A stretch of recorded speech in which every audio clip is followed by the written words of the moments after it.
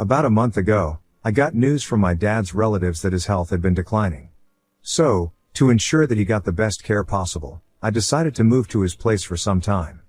My mom and dad were divorced, so dad moved out and I had to stay with mom. Sure, we had our weekends and holiday visits, but it wasn't the same as having him around all the time. I had a very close bond with my dad and I just missed him even more after the separation. I always felt like he understood me better than mom and was always there for me. So, when I got the news about his health, it felt like the universe was giving me a chance. A chance to be there for him, the way he'd always been there for me. But life had other plans. Unfortunately, I was not able to help him much as about a week after my visit, disaster struck and we lost him due to a heart attack. Being dad's only kid, I took it upon myself to take care of all the funeral arrangements. As soon as I got the news, I decided to call my mom and let her know that dad was gone. Surely, she'd want to know that the father of her child had passed away. But her response? Silence. Dead silence. For a moment, I thought maybe the call had dropped or she hadn't heard me. So, I repeated myself and she just said that she heard the first time and asked what did I want her to do about it. Shock doesn't even begin to cover what I was feeling. It was like being slapped in the face. I was so stunned that I just hung up the phone. I get it. Dad was her ex-husband. She has moved on, remarried some time ago, and started a new chapter in her life. But this wasn't about their failed marriage or any lingering resentment. This was about me losing my father. Couldn't she have mustered up even an ounce of sympathy? A simple "I'm sorry for your loss" would have sufficed. At that moment, I wanted to have a meltdown, but I didn't have that luxury. There was a funeral to plan, relatives to notify, and paperwork to handle. So, there I was, juggling funeral arrangements, trying to keep it together, when I got blindsided by some seriously messed up news from back home. It all started when my next door neighbor at home gave me a call. Her daughter and I had been childhood friends, so I figured she got the news from someone and was just calling to offer condolences. Boy, was I wrong. She wanted to know why I hadn't informed her or her daughter about my supposed plans to move out. Naturally, I was caught off guard by this question. I told her that I had no such plans right now to move out and was, in fact, intending to return home very soon. That's when she dropped the bombshell. My lovely mother had been telling the whole neighborhood that I had suddenly decided to move out. And under that cover, she'd been going through my room, cherry-picking my belongings to either sell off or chuck in the trash. We're talking about stuff I've had since childhood, my guitar, my book collection, even the vintage record player Dad got me for my 16th birthday. I connected the dots and realized the reason behind this impromptu clearance sale, to make room for her new family. That's right, my stuff was being tossed to the curb so my stepdad's kids could have more space. I was so angry and heartbroken that as soon as I ended the call with my kind-hearted neighbor, I called Mom. Before she could say hello, I lashed out at her asking how dare she sell my stuff, the stuff that was the last tangible memory of my dad. She sounded flustered, caught completely off guard, and kept asking how I had found out. But I pressed her, needing answers. Finally, she said her husband, Greg, and step-kids needed space, and they deserved to make the house their home too. I was enraged. It wasn't about sharing the space, I had no problem with the kids. In fact, even though I didn't like my stepdad very much, I had a good bond with Ethan and Mia. So, I was willing to share everything with them. But to remove my belongings, to empty my room while I was away grieving the loss of my father, was nothing but a betrayal. The thought of my things, my personal memories, being discarded so casually was both sad and infuriating. It was like she was using Dad's death as an excuse to completely erase me from her life. I told her bluntly that what she had done was unforgivable and the least she could do was give me the money for everything she sold. Her response was the final blow. When her guilt trip did not work, she admitted that she had already spent the money on new gifts for my stepdad's kids. That's right, my childhood memories, my prized possessions, all turned into shiny new toys for my step-siblings. All of this when Mom knew that I would be leaving for college in a few months and I would have taken almost everything that was in my room. But no, she just wanted to steal everything that I had. Talk about adding insult to injury, right? Out of sight, out of mind, and apparently, out of house too. But my mom was a fool to think that I would just roll over and accept whatever she threw my way. Fate wasn't in her favor either because, during the funeral, my uncle and I had to sort through all of Dad's affairs. While going through his personal belongings, we stumbled upon something I never expected a will. This completely shocked me, because Dad always said he didn't believe in legal documents when it came to family. He used to say, legalities destroy relationships. Things should happen because nature intended it, not because the law says so. I never thought in a million years he'd have a will. But there it was, tucked away in a safe deposit box at his bank, one I had no idea existed. Apparently, he set it up after the divorce, just to avoid conflict, but he left instructions with my uncle to handle things when the time was right. The content of the will was even more shocking. Not only had Dad never signed the house over to Mom after the divorce, but he had left it solely to me, his only child. All this time, Mom had been living in a house she thought was hers, completely unaware of the legal reality. Now, with Dad gone, the house was mine. Originally, I was planning to keep quiet about this. I mean, despite everything, she was still my mom, you know? I figured we could work something out, maybe come to some sort of agreement. But after this latest stunt, all bets were off. I was lucky to have my uncle by my side because he took care of the legal side of all things. I spent the next few days getting everything in order. Had long talks with Uncle Joe about the legal side of all things. Made some calls to real estate agents. Even started looking into apartment listings, not for me, mind you, but for Mom and her bunch. Finally, after everything was sorted out, I returned to what was supposed to be my home, bracing myself for the inevitable confrontation. Imagine my mom's surprise when she saw me walk in with my uncle by my side. She was shocked, to say the least. She must have thought that I would be begging her to let me stay in the house, but there was no chance that was happening.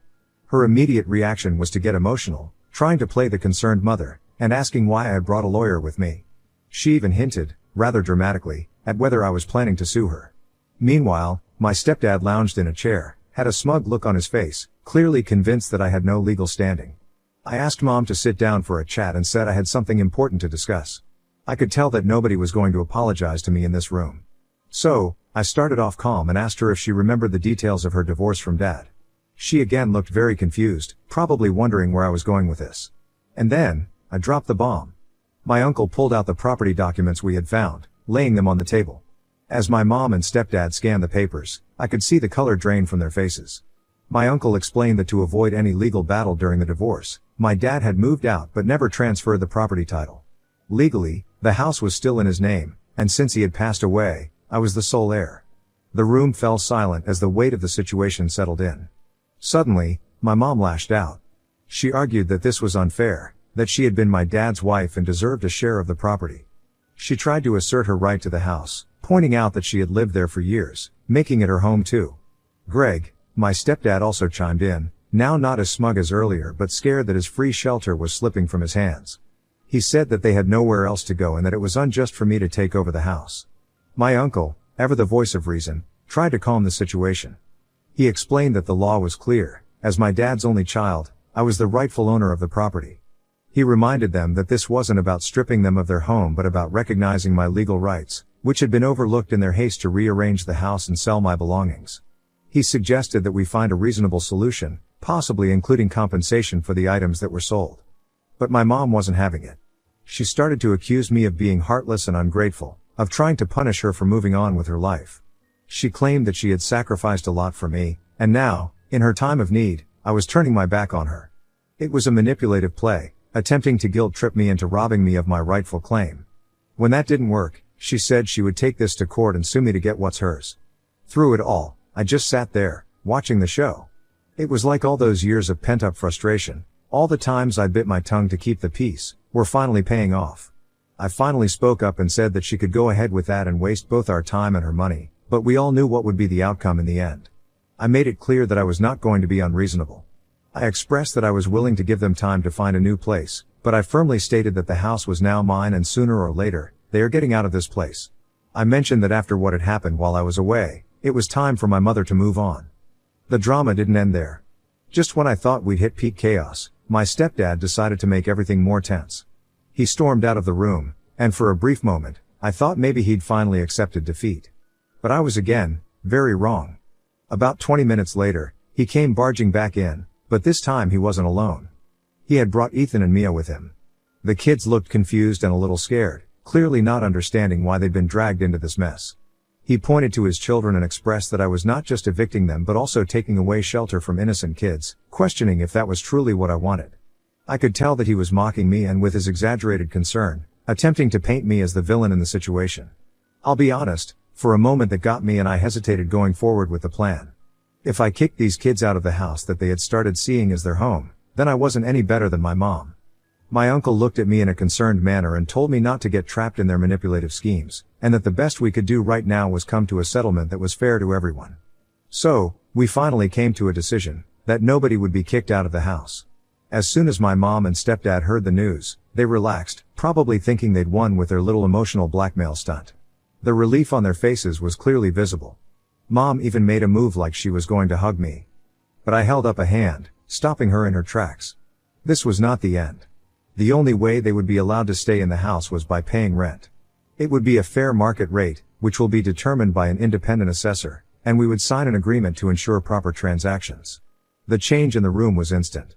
It was like I'd flipped a switch from relief to rage. Mom's face went from grateful to furious in about half a second flat. Stepdad looked like he was about to pop a blood vessel. Mom started screaming that she was not paying rent to live in her own home. I gently reminded her once again that it was not her home anymore, and considering that she tried to sell off all my stuff and kick me out, I think rent is more than fair. Uncle stepped in, reasoning that this was a very generous offer and this would ensure that my step-siblings were also raised in this home. For a moment, it looked like they might actually see sense. The kids were nodding, probably relieved they wouldn't have to move schools or leave their friends. But then stepdad decided to take things to a whole new level. Before anyone could react, stepdad shoved uncle, screaming that he put me up to everything, calling him all sorts of stuff. Everything after that happened in a blur. I rushed to help Uncle Joe up. Mom was screaming at stepdad to calm down and holding him back. My step-siblings looked horrified, backing away from their raging father. Things got real intense and my uncle got up and took out his phone to call 911. He warned Greg that he should think very carefully about his next move, as assault is a serious offense and he also has a witness here. Stepdad looked like he was about to launch himself at Uncle Joe again, but Mom grabbed his arm, finally seeming to realize how out of control things had gotten. Eventually, the cops showed up and took statements from everyone. Stepdad tried to play it cool, but the officers weren't buying his "it was just a misunderstanding" routine. In the end, when Uncle didn't press any charges, the cops gave stepdad a stern warning and told him to cool off elsewhere for the night. As he was leaving, he told me that this wasn't over. After the dust settled, I laid down the law for one last time. I told Mom and the kids they could stay, but stepdad was no longer welcome. Rent would start next month, non-negotiable. Mom tried to argue, but one look at Uncle was enough to shut her up. As for the kids, I pulled them aside later. Told them I was sorry they got caught in the middle of all this. Promised them that no matter what happened between the adults, they'd always have a place to stay if they needed it. So here we are. The house is mine, stepdad's out, and Mom's giving me the silent treatment, which, honestly, is an improvement over the screeching. My step-siblings are walking on eggshells, and I'm left wondering if I did the right thing. I mean, I know legally I'm in the clear. But morally? That's where I'm stuck. So, Reddit, here's my question. Ida, for kicking out my stepdad and charging my mom rent for a house that's legally mine, from which they tried to evict me? Did I go too far, or was I just standing up for myself? Update 1. Hi guys, I don't know where to even begin cause a lot has happened in the past few days, and I'm still trying to wrap my head around everything that's happened. First off, I want to express my deepest gratitude to all of you who took the time to read my last post, offer advice, and send supportive messages. It's genuinely been a relief, knowing that there are people out there who understand and care. After the dust settled from the initial confrontation, things around here have been tense, to say the least. Mom has been alternating between two equally frustrating tactics. On one hand, she's giving me the silent treatment, while on the other hand, when she does decide to grace me with her voice, it's to just guilt trip me. We're talking full on after all I've done for you, and I carried you for 9 months level drama. It's exhausting, to say the least. Stepdad's been MIA since the cops told him to cool off, which, let's be honest, has been a blessing in disguise. Now, on to the more positive developments. I had a long, heart-to-heart meeting with my uncle, and I can't even begin to express how grateful I am for everything he's done. This man has been my rock through this entire ordeal. I felt terrible about him getting hurt because of my stepdad's outburst, but you know what he said? That's what family is for. Just like that, brushing it off like it was nothing. He didn't hold a grudge against me for even a second, which honestly made me feel even worse, but also incredibly loved and supported. He advised me, just like everyone else, to stay away from my stepdad for my own safety. We've been documenting everything, from the initial confrontation to every interaction since, just in case things escalate further. We met with a real estate agent to get a fair assessment of the property value and determine a reasonable rent. I had no idea how much the house was actually worth, or what constituted fair market value for rent in our area. In short, it was a crash course in real estate that I never expected to need, but I'm grateful for the knowledge. Of course, Mom was not okay with the rent figure, because according to her, the house couldn't possibly be worth that much. That's when the agent came to the rescue and pointed out that the figure was actually below market rate for the area, considering the size and location of the house. We've also started the process of formally evicting my stepdad.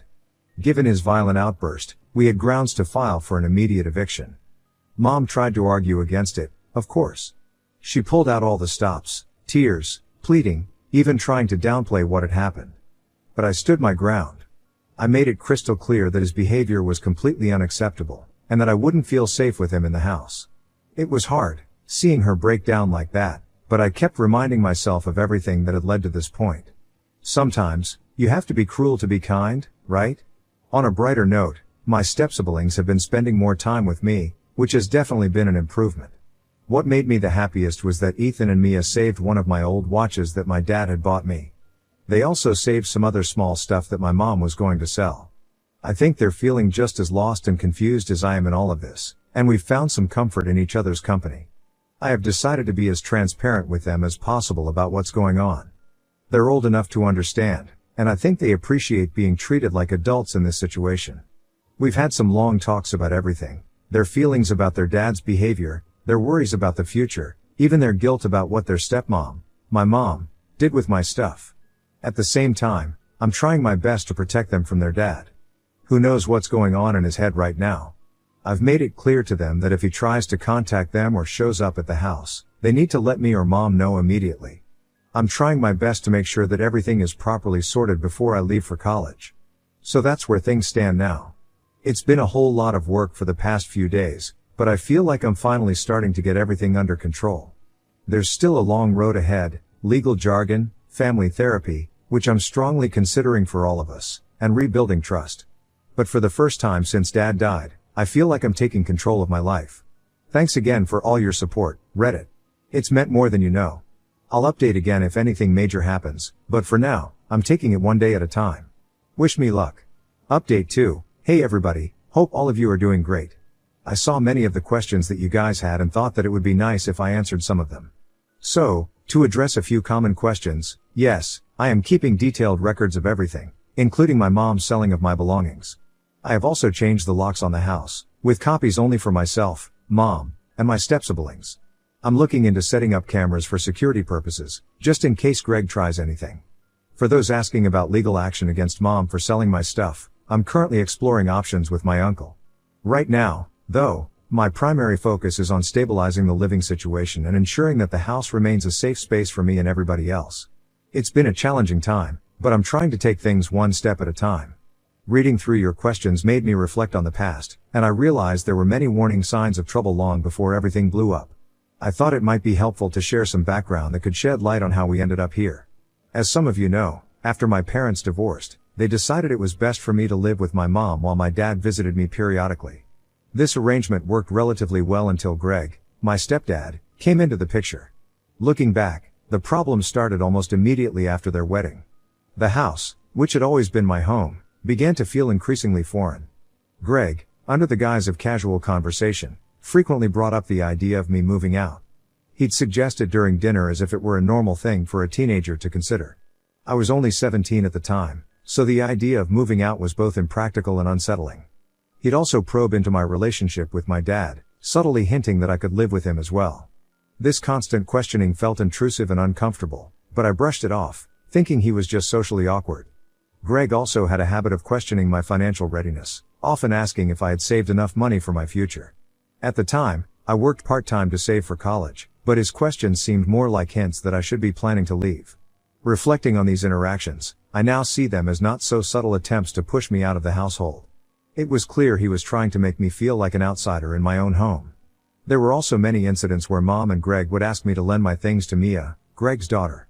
Initially, I didn't mind because it seemed like a reasonable request, and Mia always returned my items in good condition.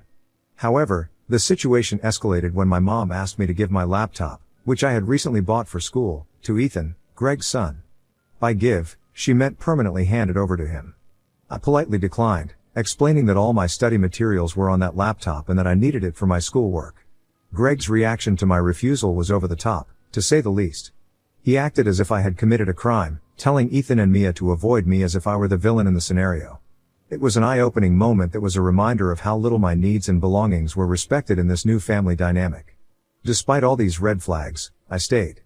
Part of the reason was practical. I was saving money for college, and moving out would have been financially difficult. But another part of me held on to the hope that things would improve, that my mom would eventually remember that I was her child too and treat me accordingly. It was a naive hope, I know now. I've been talking to my therapist about all this, trying to process the years of subtle, and not so subtle, rejection. It's been challenging to come to terms with the fact that my own mother could treat me this way, prioritizing her new family over me. But I'm working through it. In a weird way, I'm almost grateful for how things turned out. If they hadn't gone to such extremes, I might have continued making excuses for their behavior, downplaying the impact it was having on me. This experience, painful as it has been, forced me to confront the reality of the situation and take steps to reclaim my life. Thanks to every commentator who had advice and suggestions for me. All of you helped me a lot in this tough time. Update 3. Hello people. I have some major updates. Things have taken an unexpected turn. Yesterday, I received a call from someone I never expected to hear from: Greg's ex-wife, Ethan and Mia's mother. In a small town like ours, news travels fast, and she had caught wind of the recent developments. She reached out, asking if we could meet up for a conversation. Curiosity got the best of me and I agreed, and we decided to meet for coffee. After some initial pleasantries, she got straight to the point and dropped a bombshell that I hadn't seen coming. She revealed that for years, Greg had been skimping on his child support payments. He had been using the excuse of helping to support the household with my mom to justify not paying her what she was owed. This revelation added a new layer of complexity to the already tangled situation at home. She explained that the child support payments were legally mandated, but Greg had manipulated the situation to make it appear as though his financial contributions to our household were sufficient. In reality, he had been neglecting his legal obligations to his children. The ex-wife's suspicion that my stepdad wanted to keep Ethan and Mia living with him in our house was motivated by a desire to avoid paying child support. By having the kids live with him, he could argue that he was directly supporting them, thereby reducing or even eliminating his financial obligations to her. It became clear that Greg's insistence on maintaining control over the living arrangements wasn't just about convenience or family unity, it was financially motivated. He had been prioritizing his own financial interests over the well-being of his children and his legal responsibilities. Ethan and Mia's mother also told me that it had been years since she hadn't seen her kids cause Greg would move from one place to another. She then asked if I would be willing to testify about the living situation if it came to a legal battle. She wanted me to confirm the extent of her ex-husband's involvement in the household and the truth about his financial contributions or lack thereof. Realizing the potential impact of this information, I agreed to testify. It was important to set the record straight and ensure that Ethan and Mia received the support they deserved. This new development meant that my stepdad was not only facing eviction from the house due to the legal ownership issue but also potentially looking at legal trouble for unpaid child support. If he failed to pay court-ordered child support, it could lead to serious consequences, including fines, and even jail time. This must be another reason why he had suddenly disappeared. Greg's ex-wife also wanted to meet her kids and I told her that we could definitely schedule a meeting for that.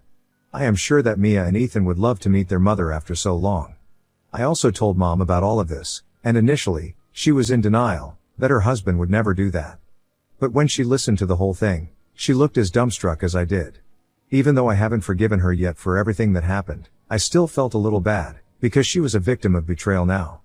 But knowing her, it's very difficult for me to sympathize with her. So, I think we all have established now that the main villain here is Greg, my stepdad. Of course, my mom is no saint either, but I guess that's what she is paying for. We all are hoping that everything with Greg is also settled as quickly as possible so that all of us can go back to our normal lives. I am so grateful to all of you for getting me through this because I never thought that I could have managed all of this. You guys gave me some of the most incredible advice during this difficult time. I'll keep you posted on any new developments. Take care, and thank you for being there.